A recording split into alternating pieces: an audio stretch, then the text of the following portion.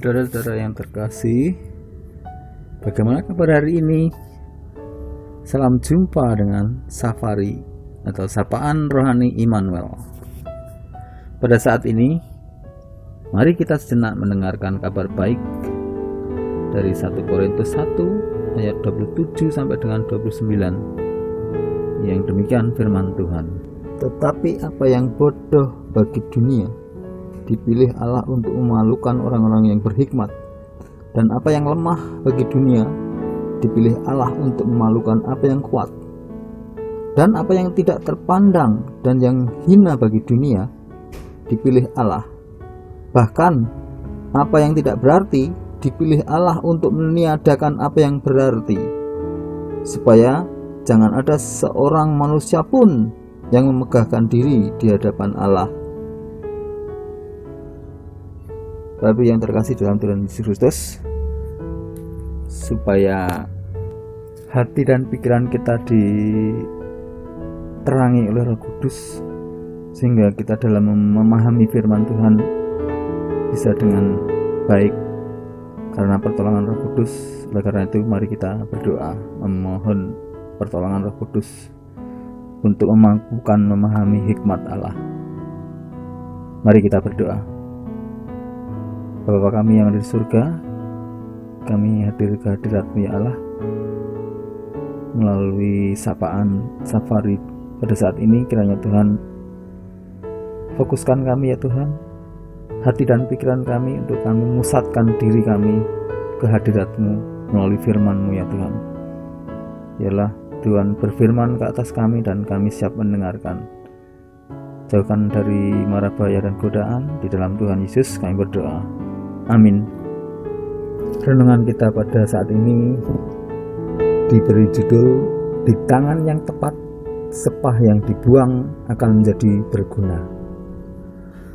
Bapak Ibu yang terkasih dalam Tuhan Yesus Kristus, kalau zaman dulu kita sering lihat dan sering mengalami juga ya, seperti ketika kita kecil itu ada pabrik, di sekitar pabrik tebu ada perkebunan tebu, dan di situ kita sering mendapatkan apa itu yang disebut dengan tanaman tebu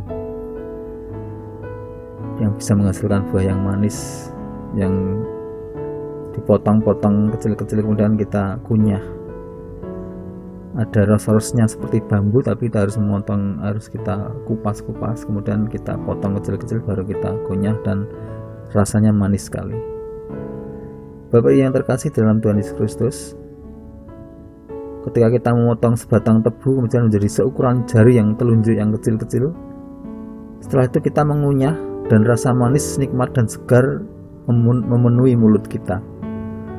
Lalu tiba saatnya di mana kunyahan itu hanya menyisakan rasa tawar saja. Ketika kita kunyah terus akhirnya kan hilang. Rasa manisnya sudah masuk ke dalam perut kita, dan di mulut kita sekarang hanya tinggal ampas yang kita kunyah dan tidak ada manisnya lagi. Kemudian apa yang terjadi? Tentunya kita buang. Bahkan kita kadang kita buang dengan kita ludahkan dengan keras ke tanah ya.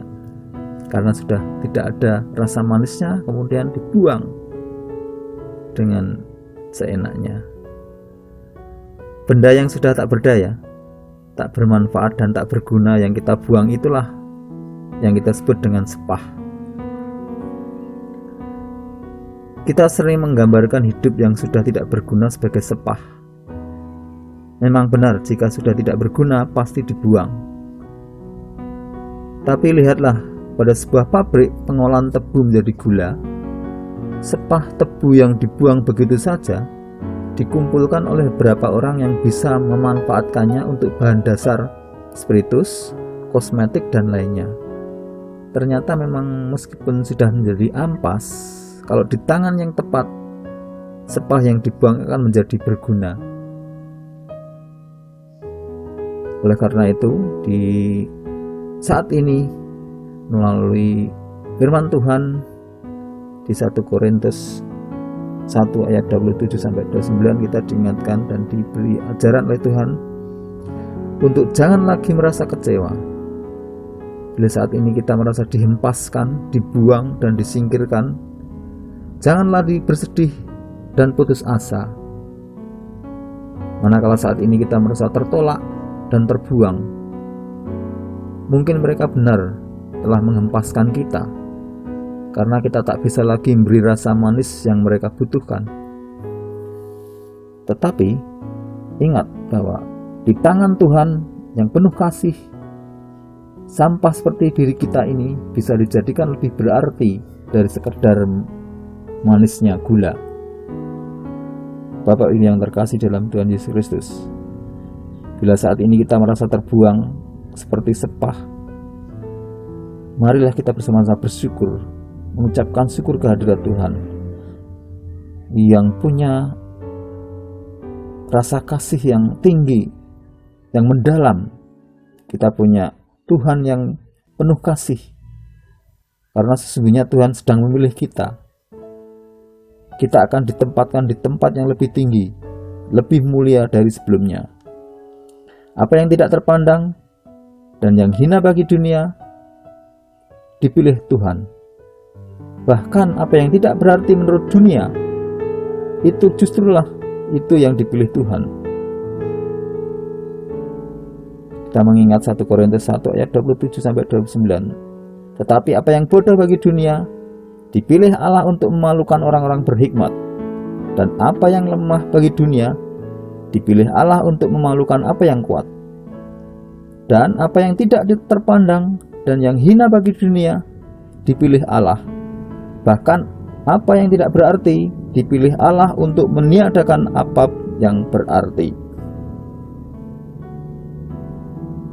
Baiklah saudara-saudara yang terkasih, demikian firman Tuhan.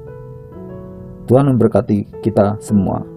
Tetaplah bersyukur, penuh semangat, dan sampai jumpa. Tuhan memberkati kita semua. Amin.